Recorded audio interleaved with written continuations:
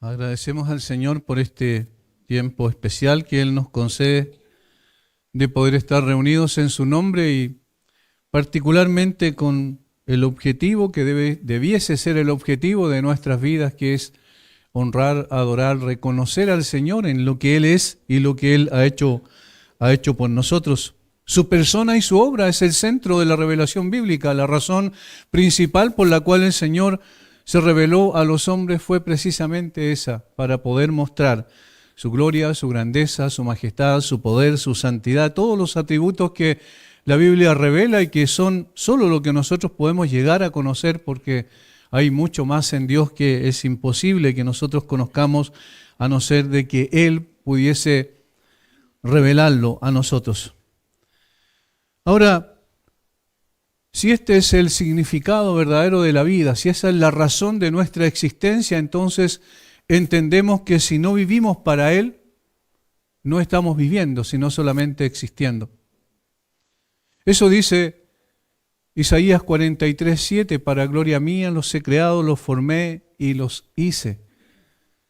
La finalidad de nuestra existencia aquí en la tierra y por la eternidad es precisamente eso, que nos inclinemos delante del Dios de los cielos y exaltemos su nombre a través de lo que somos y a través de lo que hacemos. Nuestras actividades, nuestras decisiones que tomamos cada día deben estar en consideración a este supremo objetivo, que es lo que implica ser un ser humano. El propósito de todo lo que Dios es y hace es su propia gloria. Y ese es un hecho testificado frecuentemente en las Escrituras. No es algo que se le haya ocurrido a los reformadores en el siglo XVII y posteriormente cuando fue establecido esta una sola, ¿cierto? Que es de las 5 solas que ellos establecieron como principios fundamentales. Sola Escritura, sola fe, solo Cristo, sola gracia, solo por gracia y solo a Dios la gloria, que es el objetivo final de todo esto. Es un hecho testificado en las Escrituras, conocido en la doxología del apóstol Pablo, porque de Él y por Él y para Él son todas las cosas. A Él sea la gloria por los siglos. Amén. El salmista tiene el mismo pensamiento al escribir: cantad al Señor un cántico nuevo, cantad al Señor toda la tierra, cantad al Señor, bendecid su nombre, proclamad de día en día las buenas nuevas de salvación, cantad su gloria entre las naciones, sus maravillas entre todos los pueblos, porque grande es el Señor y muy digno de ser alabado, temible es Él sobre todos los dioses, porque todos los dioses de los pueblos son ídolos, mas el Señor hizo los cielos. La palabra ídolo normalmente en el hebreo significa vanidad, algo vacío, hueco, sin vida. Gloria y majestad están delante de Él, poder y hermosura en su santuario. Tributad al Señor, oh familia de los pueblos, tributad al Señor gloria y poder, tributad al Señor la gloria debida a su nombre. Traed ofrenda y entrad en sus atrios, adorad al Señor en vestiduras santas, temblad ante su presencia toda la tierra, dice el salmista.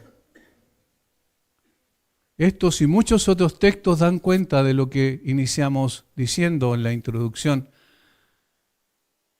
Por todas partes en la Biblia se habla del mismo objetivo. Normalmente la gente piensa que el objetivo del plan de salvación es la salvación, pero ese no es el objetivo según la Biblia. Eso es parte de la obra que Dios hizo en favor de hombres que no merecíamos nada bueno. No obstante, Él manifestó su gracia para poder redimir, salvar a un grupo de personas que doblarían sus rodillas delante de Él y lo reconocerían precisamente como el Señor de sus vidas para alcanzar el objetivo supremo y final, que es la gloria de su nombre. Todos los escritores bíblicos entendían que Dios es digno de recibir toda la gloria por lo que es y por sus grandes obras en favor de los hombres. Sin embargo, esto no es tan fácil de encontrar en el día de hoy si somos sinceros. Sin duda, todos reconocemos que Dios debe ser glorificado, lo sabemos intelectualmente, lo aceptamos que así debe ser, pero no todos glorificamos a Dios. Todos sabemos que Él es digno, pero no todos somos consecuentes con este principio en nuestras vidas cotidianas. Todos repetimos con Pablo que todo procede de Él, existe por medio de Él y es para Él, para su propia alabanza y gloria, pero no todos vivimos bajo esa premisa. Podemos repetir con convicción junto al salmista: no a nosotros, oh Jehová, no a nosotros, sino a tu nombre da gloria por tu misericordia y por tu verdad, Salmo 115:1. Pero otra cosa es tener un corazón que actúa conscientemente de acuerdo a esta declaración. Intelectualmente sabemos y aceptamos que todo lo que Dios ha hecho merece todo el reconocimiento de los suyos, pero no todos tenemos un corazón de adorador, porque ese es el punto focal de toda la cuestión. Nuestra vida en realidad gira en función de eso. Como dije, nuestras actitudes, nuestras decisiones están regidas por este principio fundamental y esencial que permanece para siempre, que Dios reciba el reconocimiento, la alabanza y la gloria que Él merece por naturaleza. No es que nosotros vamos de darle a Dios la gloria porque nosotros somos buenos, sino simplemente porque Él lo merece en un sentido propio por naturaleza. Es por eso que en esta oportunidad yo les invito a reflexionar en la vida de un hombre que tenía efectivamente un corazón de adorador. Es evidente que no abarcaremos todo lo que esto significa, pero al menos podemos aprender de lo que significa e implica tener un corazón de adorador que reconoce y vive bajo esta verdad inmutable, que Dios debe recibir siempre toda la gloria, para poder conocer al Señor. Dice, versículo 11, esta es la copia de la carta que dio el rey Artajerjes al sacerdote Esdras, escriba versados los mandamientos de Jehová y en sus estatutos a Israel. Artajerjes, rey de reyes, a Esdras, sacerdote y escriba erudito en la ley del Dios del cielo, paz. Por mí es dada orden que todo aquel en mi reino del pueblo de Israel y de sus sacerdotes y levitas que quiera ir contigo a Jerusalén, vaya. Porque de parte del rey y de sus 7 consejeros eres enviado a visitar a Judea y a Jerusalén conforme a la ley de tu Dios que está en tu mano, y a llevar la plata y el oro que el rey y sus consejeros voluntariamente ofrecen al Dios de Israel, cuya morada está en Jerusalén. Y toda la plata y el oro que hayes en toda la provincia de Babilonia, con las ofrendas voluntarias del pueblo y de los sacerdotes que voluntariamente ofrecieren para la casa de su Dios, la cual está en Jerusalén, comprarás pues diligentemente con este dinero becerros, carneros y corderos, con sus ofrendas y sus libaciones, y los ofrecerás sobre el altar de la casa de vuestro Dios, la cual está en Jerusalén. Y lo que a ti y a tus hermanos os parezca hacer de la otra plata y oro, hacedlo conforme a la voluntad de vuestro Dios. Los utensilios que te son entregados para el servicio de la casa de tu Dios, los restituirás delante de Dios en Jerusalén. Y todo lo que se requiere para la casa de tu Dios que te sea necesario dar, lo darás de la casa de los tesoros del rey. Y por mí, Artajerjes, rey, es dada orden a todos los tesoreros que están al otro lado del río, que todo lo que os pida el sacerdote Esdras, escriba de la ley del Dios del cielo, se le conceda prontamente. Hasta 100 talentos de plata, 100 coros de trigo, 100 batos de vino y 100 batos de aceite y sal sin medida. Todo lo que es mandado por el Dios del cielo sea hecho prontamente para la casa del Dios del cielo. Pues, ¿por qué habría de ser su ira contra el reino del rey y de sus hijos? Y a vosotros os hacemos saber que a todos los sacerdotes y levitas, cantores, porteros, sirvientes del templo y ministros de la casa de Dios, ninguno podrá imponerles tributo, contribución ni renta. Y tú, Esdras, conforme a la sabiduría que tienes de tu Dios, pon jueces y gobernadores que gobiernen a todo el pueblo que está al otro lado del río, a todos los que conocen las leyes de tu Dios, y al que no las conozca le enseñarás. Y cualquiera que no cumpliera la ley de tu Dios y la ley del rey sea juzgado prontamente, sea a muerte o a destierro, a pena de multa o prisión. Bendito Jehová, Dios de nuestros padres, que puso tal cosa en el corazón del rey para honrar la casa de Jehová que está en Jerusalén, e inclinó hacia mí su misericordia delante del rey y de sus consejeros y de todos los príncipes poderosos del rey. Y yo, fortalecido por la mano de mi Dios sobre mí, reuní a los principales de Israel para que subiesen conmigo. Oramos un momento. Padre, muchas gracias por poder estar frente a tu palabra, Señor. Padre, siempre entendemos que la razón por la cual te has revelado es que nosotros seamos instruidos, guiados, acercados a ti por medio de tu palabra, que podamos reflexionar, meditar en nuestro propio corazón para saber qué es lo que somos y cuál es la razón de nuestra existencia en esta tierra. Danos gracia, guía por medio de tu Espíritu, que podamos ser edificados, fortalecidos y confrontados también por tu palabra. Oramos en el nombre de Jesús. Amén. Ya hemos visto, ¿verdad?, que este pueblo a los cuales se dirige esta palabra en particular, los receptores primarios de estos escritos fueron el pueblo de Israel en circunstancias particulares después de haber regresado del cautiverio babilónico en el cual tuvieron durante 70 años por disciplina de Dios para que pudiesen ser purificados de la idolatría que estaba profundamente arraigada en sus corazones. Ahora, en este sentido el Señor lo hizo a través de 13 etapas dentro de ese regreso. Hubieron 3 regresos, así como hubieron 3 partes del exilio, digamos, cuando fueron llevados cautivos, también hay 3 partes en el regreso. La primera en el 536 a.C. por decreto de Ciro, y el que gobernó, el que guió ese regreso fue Zorobabel, el gobernador, y Josué, el sumo sacerdote. Eso ya lo hemos visto en los primeros capítulos de Esdras. El segundo regreso es a través de Esdras, precisamente él en el 458 a.C., y eso es lo que se detalla en el capítulo 7 en particular. Pero para que él regresara, el Señor tenía preparado todo a través de lo que obró en el corazón del rey. Eso es lo que nos describe esta carta que él envió para dar una especie de salvoconducto y de autoridad a Esdras para que pudiese realizar su tarea al regresar a Jerusalén. Y en el versículo 27 y 28, lo que está diciendo es la reacción de Esdras frente a la obra de Dios en favor de él, que le facilitó el regreso a Jerusalén y el poder cumplir con la misión que él le había entregado. Por eso, lo más notable de estos versículos es la gratitud que expresa Esdras. Y no es precisamente al rey, sino al Señor.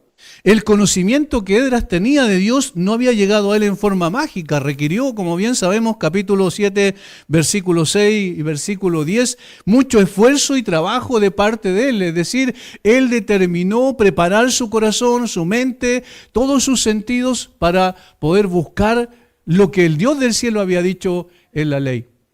Necesitaba tener un conocimiento profundo de las Escrituras en ese momento para poder llegar a conocer a Dios tan íntima y personalmente que eso pudiese llevarle a poder guiar también al pueblo por el mismo camino.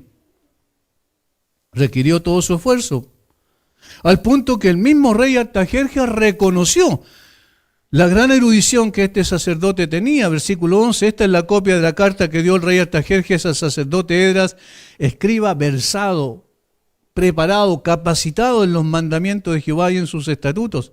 Artajerjes, rey de reyes, a Esdras, sacerdote y escriba, erudito en la ley del Dios del cielo, paz. Eso es lo que había en el reconocimiento de un rey pagano. Decía, este hombre es particularmente interesante porque además de ser un buen funcionario civil, como bien sabemos, en ese tiempo era una de las tareas que cumplían los escribas también en favor del rey. En este caso, él reconoció que había algo más profundo en Esdras que no tenían las demás personas, y era el hecho de que era un hombre que manejaba la ley del Dios del cielo. Fue esta cualidad la que transformó a Esdras en un hombre con un corazón de adorador. Porque estas dos cosas van juntas. ¿Cómo podemos transformarnos en adoradores verdaderos? No circunstancialmente, un día domingo, durante un tiempo cuando venimos y nos reunimos como iglesia, sino todo el tiempo. ¿Cómo puede permear este principio esencial en nuestro corazón, que Dios reciba toda la gloria? porque eso es lo que es un corazón de un adorador. Obviamente, en forma previa, debemos conocer profundamente a ese Dios. Porque adorar a alguien que no conocemos es fanatismo irracional. Pero adorar a alguien que conocemos es lógico, tiene sentido. Por medio del conocimiento de la palabra es que llegamos a conocer al Dios de la palabra. Y por ese conocimiento llegamos a entender la razón de nuestra existencia, que no es otra cosa que vivir para la gloria de Dios. Y eso es lo que está en el corazón de un adorador, o debe estar en el corazón de un adorador. Y eso es lo que nos enseña Esdras en los versículos 27 al 28. Lo primero que vamos a ver son las características de un verdadero adorador. Bendito Jehová, Dios de nuestros padres, que puso tal cosa en el corazón del rey para honrar a la casa de Jehová que está en Jerusalén. E inclinó hacia mí su misericordia delante del rey y de sus consejeros y de todos los príncipes poderosos del rey. Y yo, fortalecido por la mano de mi Dios sobre mí, reuní a los principales de Israel para que subiesen conmigo. Y todo lo que dijo Esdras en estos versículos, que fue su reacción a la carta que le dio el rey, siempre se puso en primer lugar, siempre se puso Esdras, el mismo que hablaba y que escribía estos versos, en el lugar que corresponde a un verdadero adorador, y que no es precisamente el primer lugar. Nosotros tenemos eso en nuestro corazón, el deseo de ser nosotros los primeros. Y por eso es que la iglesia durante mucho tiempo caminó en un sentido teniendo al hombre como principal. Las necesidades del hombre es lo más importante, pero la Biblia dice todo lo contrario. Esdras entendió este principio cardinal, que nosotros siempre somos segundos y Dios es el primero. Y por eso el versículo 27 y 28 prácticamente no hay ninguna alusión a su persona, más que diciendo que es poseedor o objeto de la misericordia de Dios y objeto del poder de Dios en su vida. Nada más que eso, es decir, exaltando a Dios. Y esta es la primera característica que se aprecia en su persona: humildad. No hay aquí el menor indicio de autoelogio por parte de Esdras. Si vemos todas las cosas que el rey entregó en mano de este hombre, sería lógico que el orgullo apareciera por todos lados, porque cuando somos beneficiados de una manera especial, cuando se nos da un puesto, alguna cosa en nuestro trabajo, o se produce un ascenso en nuestro trabajo, evidentemente el orgullo llega al corazón. Sentimos que somos de alguna manera merecedores de aquello. Y nos ponemos en primer lugar. Pero miren lo que pasó con Esdras. Solo quiero enumerar algunas cosas que recibió de parte del rey. El rey, en ese sentido, la monarquía en ese tiempo era absoluta. Es decir, en la mano del rey estaba la vida o la muerte de las personas, de sus súbditos. Lo que él decía era la ley final y absoluta. Y este hombre, Artajerjes, el rey, dijo lo siguiente, o le dio las siguientes facultades a Esdras en la carta que nosotros acabamos de leer del versículo 11 en adelante. En el versículo 13 dice: le dio autoridad sobre todos los judíos que quisieran regresar a Jerusalén, lo puso en la cabeza de ellos y le dijo: todos los que quieran regresar con Esdras pueden hacerlo. Versículo 13: por mí es dada orden que todo aquel en mi reino del pueblo de Israel y de sus sacerdotes y levitas que quiera ir contigo a Jerusalén, vaya. Es decir, tú irás a cargo de estas personas, y todo el que quiera de su corazón volver a Jerusalén, que vuelva, pero vuelva bajo tu mandato. Allí hay autoridad. Segundo, le dio un reconocimiento explícito de ir como enviado del rey por mandato de la palabra de Dios. Versículo 14. Porque de parte del rey y de sus 7 consejeros eres enviado, noten, de parte del rey, eres enviado a visitar a Judea y a Jerusalén conforme a la ley de tu Dios que está en tu mano. Reconocimiento explícito de ir como enviado del rey por mandato de la palabra de Dios. Ve porque el Dios del cielo ha hablado, ve porque tú conoces la palabra del Dios del cielo, ve porque yo te doy esa autoridad. Tercero, una confianza total y delegación de administración de bienes y ofrendas a discreción. Versículo 15 al 24, eso es tremendo. Miren lo que le dio. y a llevar la plata y el oro que el rey y sus consejeros voluntariamente ofrecen al Dios de Israel, cuya morada está en Jerusalén. Y toda la plata y el oro que hay es en toda la provincia de Babilonia, con las ofrendas voluntarias del pueblo y de los sacerdotes que voluntariamente ofrecieron para la casa de su Dios, la cual está en Jerusalén. Comprarás pues diligentemente con este dinero todas las ofrendas, ¿verdad? Versículo 17. Y lo que a ti y a tus hermanos os parezca hacer de la otra plata y oro, hacedlo conforme a la voluntad de vuestro Dios. Todas las cosas le dio, todo lo que necesitaba en abundancia, la plata, el oro, compra animales para ofrecer sacrificios. Haz tú lo que esté en tu corazón para poder administrarlo conforme a tu voluntad. ¿Quién puede recibir un encargo como ese de un hombre tan importante como el rey, de un imperio poderoso de ese tiempo? Evidentemente hay ahí una confianza extrema de parte del rey en Esdras. ¿Por qué confió tanto en él? Porque este hombre era un erudito en la ley del Dios del cielo y vivía conforme a esa premisa. Por lo tanto, hay confianza total y delegación de administración de bienes y ofrendas a discreción. Lo otro que aparece allí con toda claridad es autoridad para la designación de gobernadores. Versículo 25. Y tú, Esdras, conforme a la sabiduría que tienes de tu Dios, pon jueces y gobernadores que gobiernen a todo el pueblo que está al otro lado del río, a todos los que conocen las leyes de tu Dios, y al que no las conoce le enseñarás. Tú coloca gobernadores al otro lado del río. Está hablando del río Éufrates, que era el límite en un sentido este-oeste respecto a Jerusalén. Todos los que están al otro lado del río, todas aquellas personas que están al lado oeste del río Éufrates, a todas esas personas tú gobiérnalas a través de la disposición que tú quieras de colocar gobernadores que administren los asuntos del rey. Es decir, autoridad para la designación de dirigentes y gobernadores, incluso políticos. Y luego le dio la misión de enseñar la ley de Dios y ejecutar justicia conforme a esta ley. Y al que no las conoce le enseñarás, y cualquiera que no cumpliere la ley de tu Dios y la ley del rey, sea juzgado prontamente, sea muerte, a destierro, a pena de multa o prisión. Todo esto en las manos de él. La pregunta es, ¿cómo reaccionaríamos nosotros frente a una delegación de esa naturaleza? ¿Cómo reaccionaríamos nosotros frente a esa autoridad, a esa confianza absoluta que le dio el monarca más grande de ese tiempo en el mundo? Seguramente mucho orgullo llenaría nuestro corazón y pensaríamos que es por nuestro mérito que ocurrió eso. Pero noten cómo comienza la actitud de Esdras en el versículo 27.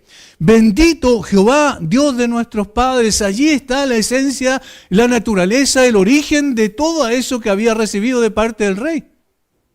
Dios estaba presente, Dios era el origen de todo aquello.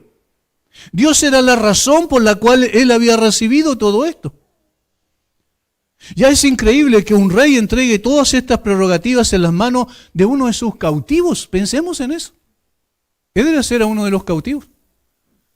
Esdras era, en un sentido, uno de los esclavos que estaban en Babilonia, de tal manera que el rey tenía autoridad absoluta sobre la vida y la muerte de ese esclavo. Sin embargo, a ese súbdito, a ese cautivo, le dio toda esta confianza. Es inconcebible que un gobernante que ostenta toda autoridad pueda enviar a uno de sus cautivos de regreso a su tierra, entregando en sus manos prácticamente su representación total. Es evidente que la integridad de Esdras le precedía. El estudio diligente de la palabra de Dios había producido un hombre íntegro y digno de confianza, y al mismo tiempo un verdadero adorador. Alguien cuyos pensamientos no están centrados en sí mismo, sino en aquel que lo ha honrado de esta manera. Los pensamientos sobre su propio carácter, influencia y obra parecen perdidos en su admiración y agradecimiento por las obras de Dios. Él no se miró en el espejo y dijo: qué grande soy, qué importante, qué sabio soy. qué entendido en las cosas de Dios soy y qué posición tengo delante del Rey. No. El creyente genuino y el adorador verdadero no se mira en el espejo para ver sus cualidades inherentes en sí mismo, porque entiende que todo lo que tiene y todo lo que se le ha concedido, todo un perfecto, desciende de lo alto del Padre de las luces. Él levanta su mirada para colocarla en el Señor. Él levanta su corazón para amar al Señor del cielo y de la tierra, que procuró tales cosas para su vida. Eso es lo que hizo Esdras aquí. Sacó la mirada de sí mismo y la posicionó en aquel único que merece toda honra, gloria y admiración. Para eso se requiere humildad. Este hombre plasmó en sí mismo lo que siglos después Juan el Bautista diría. Yo quiero que vayamos a Juan capítulo 3, versículos 25 al 30. Es muy conocido este texto y probablemente el último, particularmente el versículo 30, y lo podemos repetir de memoria, sí, sabemos que eso debe ser así, pero Juan aquí plasmó lo que Esdras también hizo en su tiempo de una manera singular y aquí delante del Señor Jesucristo. Versículo 25 de Juan 3 dice: entonces hubo discusión entre los discípulos de Juan y los judíos acerca de la purificación, y vinieron a Juan y le dijeron: Rabí, mira que el que estaba contigo al otro lado del Jordán, de quien tú diste testimonio, bautiza y todos vienen a él. En otras palabras, te vas a quedar tranquilo cuando los discípulos que tú tenías incluso se están yendo con él. Respondió Juan y dijo: no puede el hombre recibir nada si no le fuere dado del cielo. Y vosotros mismos me sois testigos de que dije: yo no soy el Cristo, sino que soy enviado de él. El que tiene la esposa es el esposo, mas el amigo del esposo, y ahí se califica como amigo del esposo, que está a su lado y le oye, se goza grandemente de la voz del esposo. Así pues, mi gozo está cumplido. Es necesario que él crezca, pero que yo mengüe. Esa es la actitud de un adorador. ¿Cómo nos transformamos en un verdadero adorador y con eso cumplimos el propósito y la razón de nuestra existencia en la tierra? Cuando reconocemos que nada hay en nosotros que pueda ser admirable, todo hay en el Señor que es admirable. Cuando reconocemos que no se trata de nosotros. No es necesario discutir sobre quién es el más importante entre nosotros. No es necesario competir entre nosotros. Ningún talento, capacidad o don determina quién es el más importante en la iglesia, porque eso está claramente establecido. Ningún hombre lo es. Ese lugar le corresponde exclusivamente al Dios verdadero. Cuando entendemos eso, comenzamos a ver las cosas en la perspectiva correcta. El verdadero adorador es una persona humilde. El éxito no lo marea, simplemente porque entiende que todo lo bueno que él pueda hacer no procede de él, sino de Dios, quien lo puso en eminencia, como es el caso de Esdras. Ninguna palabra de autoexaltación vemos en los versículos 27 y 28. Si leemos todo el libro, después, más adelante, de este capítulo 7 en adelante, se habla de Esdras, fundamentalmente. Lo vemos como una persona siempre humilde, siempre extendiendo sus manos al cielo, siempre adorando al Dios verdadero, pero nunca fijando su mirada en sí mismo. Esto es fácilmente comprendible en las Escrituras, pero es plasmarlo en la realidad, es el punto central. La humildad siempre conviene al creyente. Pero al acercarnos al grande, glorioso, majestuoso, poderoso, al Dios santo y bendito, la humildad nos incumbe especialmente. Un creyente entendido en la palabra es un verdadero adorador, porque solo quien conoce a Dios por medio de la palabra reconoce que en todas las cosas esa persona es decir, nosotros somos subordinados. No puede existir un adorador orgulloso y soberbio, porque quien posee ese carácter en realidad se adora a sí mismo. El orgullo y la autosuficiencia son una miserable insuficiencia, dijo alguien. Pero la mansedumbre y la desconfianza en uno mismo están aliados a la suficiencia total. Dios siempre da lo mínimo a quienes se creen más grandes y lo máximo a quienes piensan menos de sí mismos.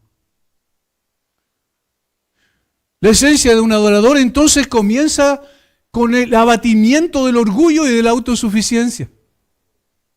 No somos nosotros el centro de la iglesia. El Señor lo es. No somos nosotros la razón por la cual existe la iglesia. Cristo lo es.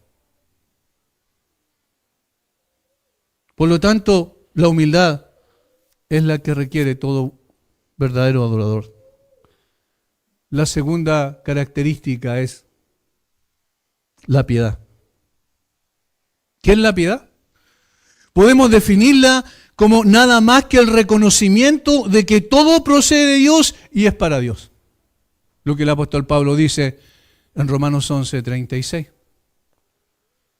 La piedad es nada más que el reconocimiento de que todo procede de Dios y es para Dios y en consecuencia Él merece la gloria. Notamos en el texto que Esdras atribuye todo bien a Dios. Él mira por encima de las causas secundarias hacia la gran causa primera. El alma piadosa ve la mano de Dios en todos los propósitos dignos y acciones bondadosas de los hombres y en todo lo que es verdadero y bueno en la vida. Porque toda buena dádiva, todo don perfecto desciende de lo alto del Padre de las luces. Santiago 1:17. La persona verdaderamente piadosa ve a Dios como Él es realmente. Y todas las cosas que proceden de Él en su bondad para con nosotros las ve como precisamente expresiones de su amor y su bondad. Dicha piedad también se hace evidente en que Esdras se deleita en la adoración de Dios. Para él era motivo de alegría que el rey se propusiera honrar la casa de Jehová que está en Jerusalén, no porque el edificio fuese la razón de ser, sino para estar seguro de que las ordenanzas de Dios se administraran allí de manera constante, cuidadosa y exacta. De hecho, eso es lo que vemos una y otra vez. Si repasamos otra vez el texto anterior al versículo 27-28, el rey dice en el versículo 14: eres enviado a visitar a Judea y a Jerusalén conforme a la ley de tu Dios. Versículo 15, y a llevar la plata y el oro que el rey y sus consejeros voluntariamente ofrecen al Dios de Israel cuya morada está en Jerusalén. Versículo 16, al final, que voluntariamente ofrecieren para la casa de su Dios, el cual está en Jerusalén. Versículo 18, y lo que a ti y a tus hermanos os parezca hacer de la otra plata y oro, hacedlo conforme a la voluntad de vuestro Dios. Versículo 21, escriba de la ley del Dios del cielo. Versículo 23, todo lo que es mandado por el Dios del cielo. Versículo 24, 25 quiero decir, las leyes de tu Dios. A todos los que conocen las leyes de tu Dios. Todo tiene que ver con Dios. Incluso el rey lo entendió así, pero Esdras, cuando se expresa en el versículo 27 y 28, dice claramente, o muestra claramente que la finalidad era honrar a Dios y por eso él se alegra, por eso su corazón se alegra. Bendito Jehová Dios de nuestros padres que puso tal cosa en el corazón del rey para honrar la casa de Jehová que está en Jerusalén. Eso es piedad. Una persona piadosa es una persona que está buscando aquello, honrar a Dios en todas las cosas. Pero también la piedad es práctica. Los pensamientos piadosos de Esdras se expresaron en acciones consistentes. Bendijo a Dios con palabras y procuró bendecirlo también con obras. Al final del versículo 28, y yo, fortalecido por la mano de mi Dios sobre mí, reuní a los principales de Israel para que subiesen conmigo. Esdras no estaba esperando un milagro extraordinario, que algo del cielo viniera e hiciera toda la tarea, sino que él ya había sido comisionado por Dios para esa tarea. ¿Y qué es lo que dice? Fortalecido por la mano de mi Dios, reuní a todos y ejecuté la obra. Por eso hablamos que la piedad es práctica. No es un asunto de conocimiento intelectual meramente. No es un asunto de asimilación de ciertas verdades, de conocer conceptos y descripciones, definiciones de la Biblia, sino es que la Biblia pueda ser parte de nosotros para hacer la tarea que el Señor nos envió. La alabanza más noble que podemos presentar a Dios es la de nuestra sincera conformidad con su voluntad. Y eso es parte de la piedad. Así se combinan entonces las dos características del corazón de un verdadero adorador. Un adorador es aquel que ha aprendido a procurar dejar en el absoluto anonimato su propio nombre, mientras escribe con letras de oro el nombre de Dios. En palabras del puritano William Gurnall, él dice, la fe enseña a la criatura a borrar su propio nombre y escribir el nombre de Dios en su lugar sobre todo lo que tiene y hace. Borrar el propio nombre. No importa lo que nosotros hagamos, no importa si se recuerde lo que nosotros hicimos o no. Lo importante es que permanezca en la memoria colectiva de la iglesia que Dios hizo todas las cosas a través de hombres imperfectos. Lo que importa es que nosotros doblemos nuestras rodillas delante de Dios, que nosotros levantemos nuestras manos en adoración a Dios. Eso es piedad verdadera. No somos nosotros lo que importamos, sino es Dios el que importa, y nosotros en el proceso somos bendecidos por ese plan glorioso de Dios en favor nuestro. Este es el carácter de un verdadero adorador. Segundo, razones de un verdadero adorador o motivos por los cuales un verdadero adorador actúa. Consistente con lo anterior, el verdadero adorador no encuentra motivos o razones en sí mismo ni en sus obras para adorar. Todas las razones proceden de la obra de Dios, y eso es lo que reconoce Esdras. Esto es lo que podemos aprender en nuestro texto. Lo primero que apreciamos en estos versos es que Esdras descubrió que Dios es el que inspira los propósitos dignos en el corazón de los hombres. Bendito Jehová Dios de nuestros padres. ¿Por qué razón? Porque puso tal cosa en el corazón del rey. E inclinó hacia mí su misericordia. Es Dios el que coloca esos deseos, esos anhelos, incluso en un hombre pagano como Artajerjes. También vimos al principio del libro de Esdras que él despertó el corazón de Ciro para que pudiese dar ese decreto que finalmente trajo a los israelitas de vuelta del cautiverio. Es Dios el que despertó el corazón de Zorobabel y de Josué, dice Ageo capítulo 1. Es Dios el que despertó también el corazón del pueblo completo para que volvieran a la tarea esencial de reconstruir el templo, que era en el fondo la razón por la cual ellos regresaban a Jerusalén, para restablecer su comunión con Dios. Es Dios el que mueve los hilos de la historia, nada es al azar. Nosotros pensamos en todas las cosas que están ocurriendo hoy, en las catástrofes que vemos, y obviamente nada es al azar. Todo lo que sucede, nos sorprendemos de la maldad de la gente, nos sorprendemos del caos que existe en el mundo entero, pero no es sorpresa para Dios, para nada. Todas aquellas cosas son ordenadas para que Dios finalmente sea glorificado a través del desarrollo de su plan perfecto. Esdras descubrió que es Dios el que inspira los propósitos dignos en el corazón de los hombres. Puso tal cosa en el corazón del rey para honrar la casa de Jehová que está en Jerusalén. Una de las cosas interesantes respecto a la soberanía de Dios que uno aprende que está la macro soberanía de Dios, es decir, que Él es soberano sobre todas las cosas, sobre el universo completo, sobre toda su creación, pero también hay una micro soberanía, por decirlo de alguna manera, que Dios también es soberano sobre el corazón de los hombres. Y eso es lo que está expresando aquí. Que fue el Señor que puso tal cosa en el corazón del rey para lograr su objetivo, para honrar la casa de Jehová que está en Jerusalén. El Señor es el que inclina el corazón de los hombres. Como los repartimientos de las aguas, así está el corazón del rey en la mano de Jehová. A todo lo que quiere lo inclina. Proverbios 21:1, como lo escuchamos hace un momento atrás. Como los repartimientos de las aguas, así está el corazón del rey en la mano de Jehová. El Señor es el que inspira a esas personas para hacer algo bueno, incluso para su pueblo. Sí, utiliza también muchas veces a gobernantes impíos para bendecir a su pueblo. ¿Cómo puede ser eso? Sí, bueno, porque Dios es soberano.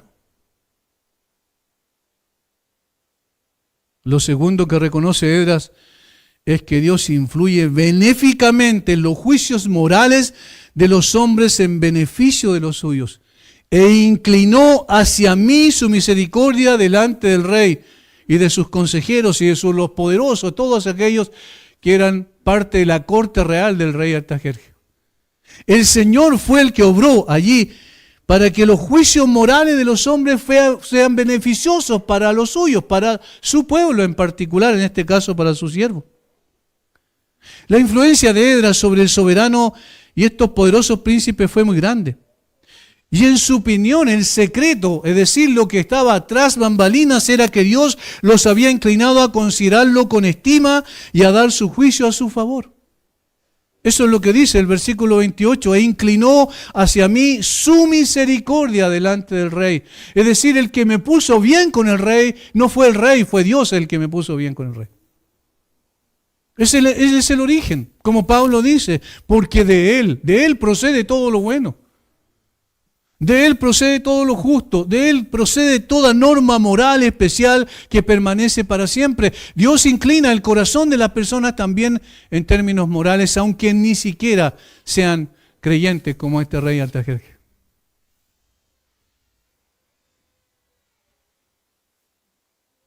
Es decir, en ningún momento Esdras consideró la gran estima que había alcanzado a los ojos del rey como su logro personal, como si fuese su mérito el que dio lugar a aquello. Al contrario, él entendió correctamente que el éxito de su empresa fue debido a la misericordia para con él, la misericordia de Dios.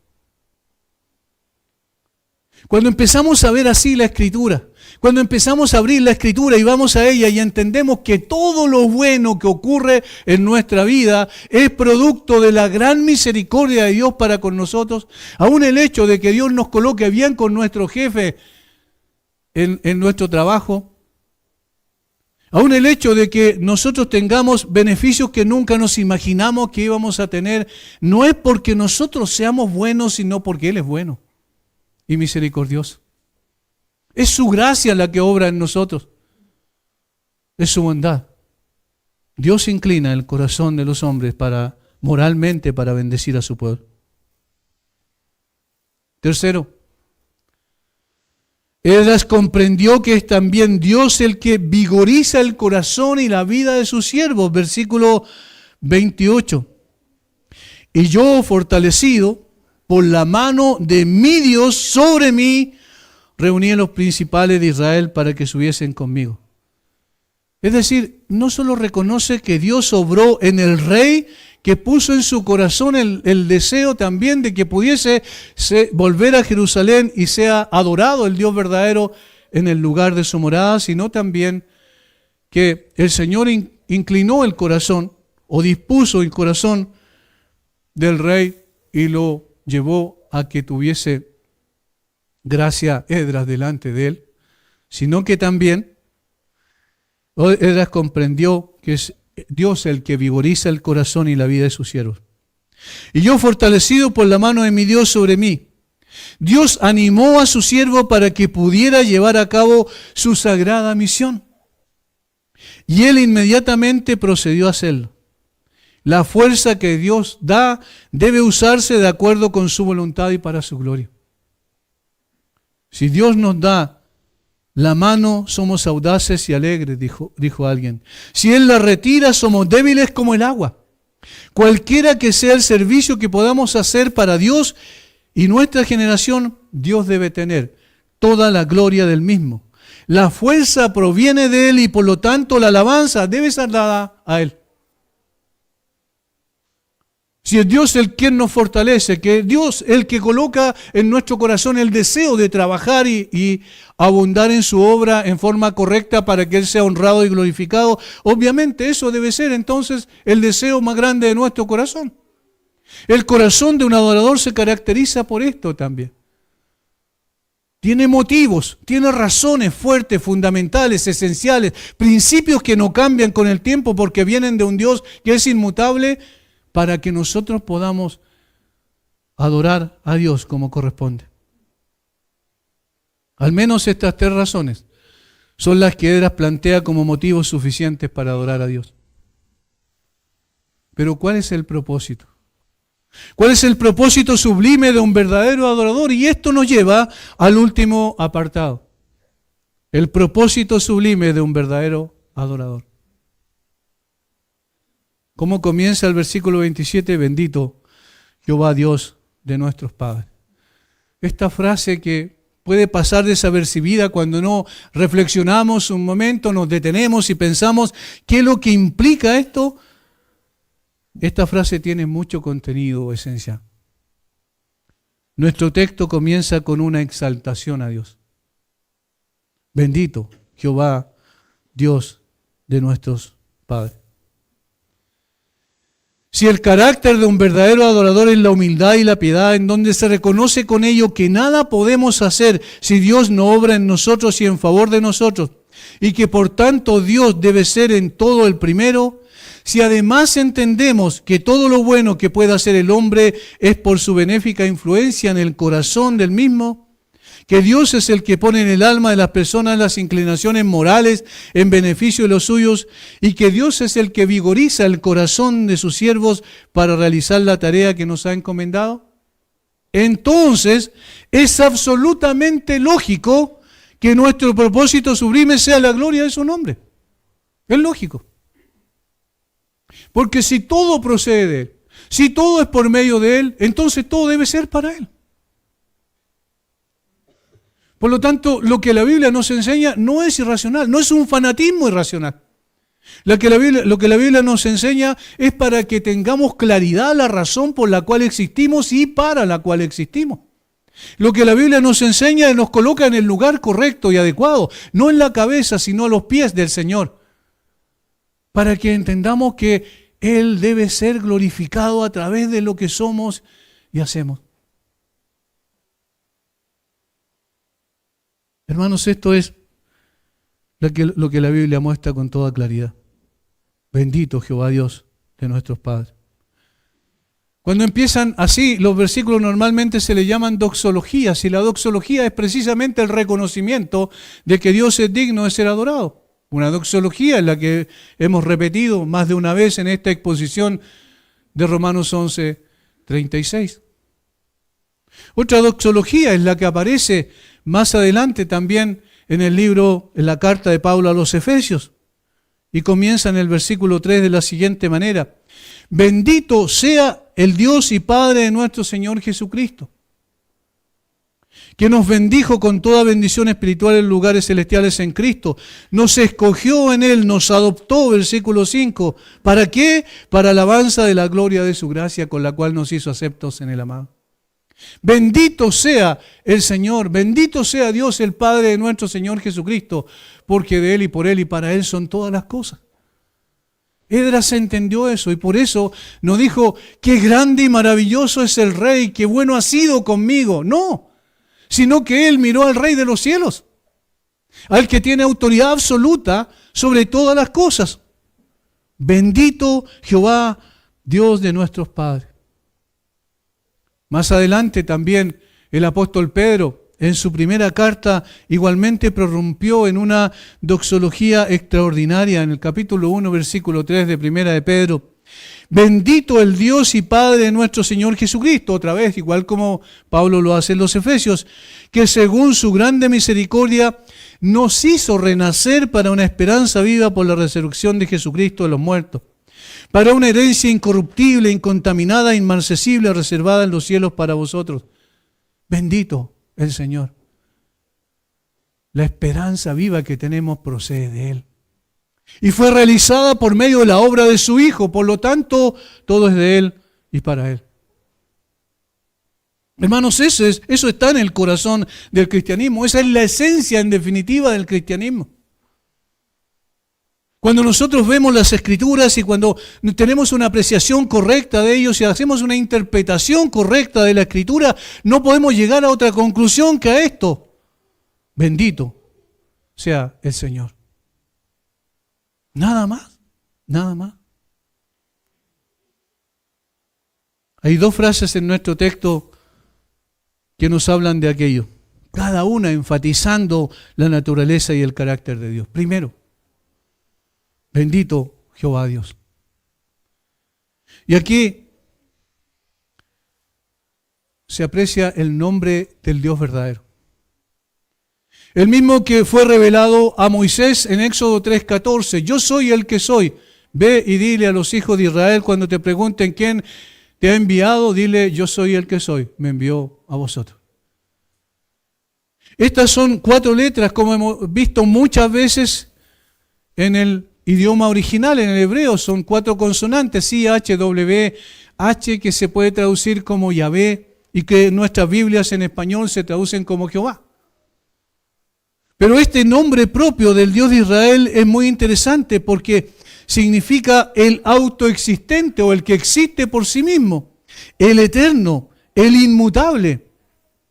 La idea principal de la palabra es el fuerte, el todopoderoso, el que no necesita de nada ni de nadie para existir.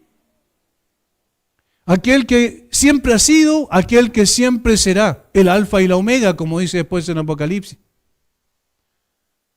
Lo que Esdras está diciendo, bendito aquel que es inigualable, que es el todopoderoso, que es el eterno, que es inmutable, que permanece siendo el mismo ayer, hoy y por los siglos. Él sea bendito. El verdadero objeto de la adoración del hombre es el omnipotente y el eterno, el supremo, grande y bueno, justo y misericordioso, el majestuoso, el santo, el que habita la eternidad. Este es el propósito sublime de la existencia del hombre. Para eso fuimos creados. Para ello fuimos redimidos. Para ello fuimos adoptados como sus hijos. Para ello fuimos justificados. Para ello fuimos reconciliados. Todo el plan de Dios tiene como objetivo la exaltación del nombre de Dios. No hay otro objetivo. Cuando nosotros colocamos al hombre primero, estamos deshonrando a Dios, absolutamente. No, la iglesia no es para eso. La iglesia no es para eso. Por eso lo que debe haber en nuestro corazón cuando servimos a Dios es este concepto principal. Sirve a Dios y sea olvidado. Porque lo único que importa que permanezca en la memoria colectiva de las personas es que Dios es el que hizo todas las cosas. Segundo, hay una asociación de relación. Es lo segundo que menciona en esa frase primera en el versículo 27. Bendito Jehová Dios de nuestros padres. De nuestros padres. Esdras mira retrospectivamente la historia y reconoce a ese Dios que es eterno, inmutable, que permanece siendo el mismo, siempre al Todopoderoso, lo reconoce como el Dios del pacto. Cuando Esdras expresa de esta manera, está reconociendo que el Dios que es digno de adorar es el Dios de sus padres, es decir, el Dios del pacto. ¿Cómo lo vemos? Allí, como hemos visto en la Academia Teológica, Génesis capítulo 12, versículos 1 al 3, Dios escogió a un hombre que estaba en Ur de los Caldeos, que era adorador de ídolos en ese momento, junto a sus padres en Babilonia. Eso es Ur de los Caldeos, para poder llamarlo. Deja a tu parentela y a tu casa y ve a la tierra que yo te mostraré. Y Dios estableció un pacto con este hombre. Le dijo, te bendeciré a ti y bendeciré a los que te bendigan, maldeciré a los que te maldijeren y haré de ti una gran nación. Y serán benditas en ti todas las naciones de la tierra. Es un pacto incondicional que Dios estableció con Abraham y este es el que se cumple a través de las edades y en esa simiente de Abraham serían benditas todas las naciones de la tierra. Obviamente apunta al Señor Jesucristo. Por lo tanto, el Dios del pacto es el Dios que realizó o estableció el plan de redención y lo fue ejecutando paso a paso de Génesis 3:15 en adelante. Pero hizo una asociación o una relación, estableció con Abraham y con los descendientes de Abraham, no solo en términos naturales, sino esencialmente en términos espirituales, porque los de la fe de Abraham son hijos de Abraham. Los israelitas habían entrado en relaciones de pacto solemne con Dios. Dios, por el salmista, habla de ellos así: juntamente mis santos, los que hicieron conmigo pacto con sacrificio, Salmo 55. Nuevamente dice: y andaré entre vosotros, y yo seré vuestro Dios, y vosotros seréis mi pueblo, Levítico 26:12. Y los verdaderos adoradores hoy están en relación de pacto con Dios. Cuando participamos de la cena del Señor hay algo que pasa desapercibido a veces. Esta es la copa del nuevo pacto. El nuevo pacto en Jesucristo. El nuevo pacto que es la extensión del pacto de Abraham, pero que ahora es cumplido perfectamente por medio del sacrificio de Cristo. Esta es la sangre del nuevo pacto. Dios ha hecho un pacto con nosotros, con su iglesia. Con cada uno de los creyentes, de tal manera entonces que esta es una segunda razón que muestra por qué hemos de adorar a Dios y Dios debe ser primero en todas las cosas. Todo creyente ha abrazado a Dios como su bien supremo y se ha entregado a Él plenamente. Esto llama nuestra atención a la fidelidad de Dios, porque el Dios del pacto nunca falló. Aquellos con los cuales hizo un pacto fallaron permanentemente casi. Y por eso finalmente Dios los desechó circunstancialmente, porque se rebelaron contra Dios una y otra vez. Sin embargo, Dios permaneció fiel. Esto nos compromete en la adoración. En la adoración exclusiva y excluyente a nuestro único y sabio Dios. Por eso lo que cantamos debe ser una parte integral de nuestro corazón, porque lo que cantamos está en la Escritura. La adoración a Dios procede de la palabra, el conocimiento de Dios procede de la palabra y el hecho de que nosotros seamos transformados en adoradores verdaderos delante de Dios procede de la Escritura también. Lo que estamos diciendo y lo que decimos de acá no es una invención nuestra, no es algo que se nos haya ocurrido momentánea o circunstancialmente. No es algo por lo cual queremos nosotros transformar la vida de las personas a través de un discurso motivacional. No, es lo que Dios ha dicho en su palabra. Y este es el propósito sublime de un verdadero adorador, la exaltación del nombre de Dios. Bendito Jehová Dios de nuestros padres. Yo quiero terminar con una maravillosa cita de Basilio, obispo de Cesarea, uno de los 4 principales padres de la iglesia griega, por allá por el siglo IV después de Cristo. Vivió él. Y dice lo siguiente: ¿qué recompensa le daremos al Señor por todos los beneficios que nos ha otorgado? De la tristeza triste, repite, de la inexistencia, Él nos despertó a la existencia. Nos ennobleció con entendimiento. Nos enseñó artes para promover los medios de la vida. Ordenó a la tierra prolífica que diera su alimento. Ordenó a los animales que nos poseyeran como sus señores. Para nosotros descienden las lluvias. Para nosotros el sol derrama sus rayos creadores. Las montañas se elevan, los valles florecen, ofreciéndonos una morada agradecida y un refugio. Para nosotros los ríos fluyen, para nosotros murmuran las fuentes, el mar abre su seno para admitir nuestro comercio, la tierra agota sus reservas, cada nuevo objeto presenta un nuevo disfrute, toda la naturaleza derramando sus tesoros a nuestros pies, a través de la generosa gracia de aquel que quiere que todo sea nuestro, pero de aquel que quiere que todo sea para su gloria. ¿Qué recompensa daremos al Señor por todos sus beneficios para con nosotros? Convertirnos en adoradores agradecidos por lo que Él es y por todos sus beneficios para con nosotros. Padre, gracias otra vez por llevarnos a tu palabra. Gracias otra vez por ponernos delante del espejo de tu palabra. El espejo de tu palabra no nos dice lo que nosotros queremos ver en ella, nos dice lo que tú ves en nosotros. Tu palabra revela lo que hay en lo profundo de nuestro corazón y nuestras muchas inconsistencias. Gracias, Señor, porque eres bueno y misericordioso. Gracias, Señor, porque otra vez nos llevas a sacar la mirada de nosotros y colocarla en el único objeto sublime de nuestra adoración, que eres tú. Danos gracias, guíanos, transfórmanos, para que podamos verdaderamente ser adoradores con un corazón rendido a tus pies. Gracias, Señor. Bendice a mis hermanos en el nombre de Jesús. Amén.